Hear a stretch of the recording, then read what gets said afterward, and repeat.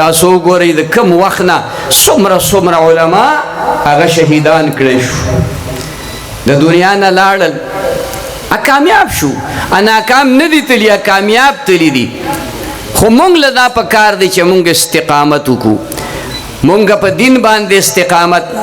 او تاسو ته دا درخواست کوم چې هر حالت کې خود علماء ملګرتیا کوي هر حالت کې د علماء ملګرتیا کوي د دې پشپناهي کوي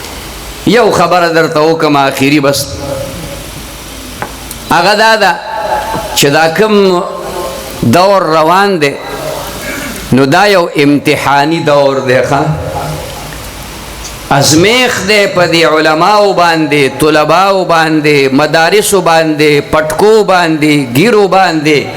د نیکانو صالحانو خلقو باندې چې څوک د علماو ملګري دي په هغوی د الله د طرف نه یو زبردست ازمیخ او یو زبردست امتحان را روان دی شروع دی بلکې را روان نه دی شروع دی او زه عام طور دا خبره کومه خاص کر دی علماء ورونو ته هغې ته نصیحت څوک نه کوي علماو ته په باغوان باندې څوک ټیپر نه خرڅوي تذکیر یاد دهاني مونږ دا خبره بار بار زه ورته ان العلماء ورثة الانبیاء دا علما دا د انبیاء وارثان دي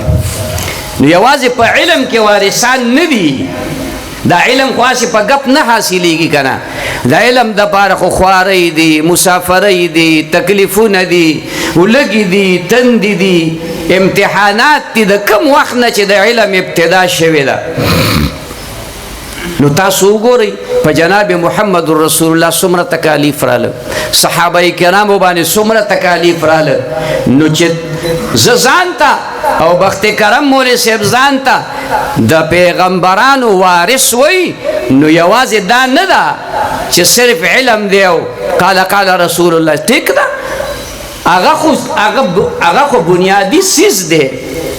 اخو مقصود بالذات ته خدغه مقصود بالذات تر رسیدو د پاره با خواري استکالیب بی ولګي بی تند بی صحابه کرام انداولګي راغلي وي کنه وی راغلي حضرت ابو هريره رضی الله تعالی عنہ د صحابه په دې طالبانو کې د ټولو نه قیمتي طالب وتا تورز په ناری تیری شوی دي وسم خفکه گئم زمونږ د طالبان چې د مدرسو تراشي کنه او بیا هغه مدرسه کې چتا وظیفه هم راغونډیږي نو بیا سوی تاسو اکثر دا وې د شراغه کنه د سيناري سټیو اوس سم کټه د وظیفه خو سم کټه ته جوړ شي اوریدلی به مو که تاسو نه ویلي بل چا نه اوریدلی دا غ امتحانات دي دا غ ازمېښتونه دي راځي به زما رونو نو دا به موږ برداشت کوو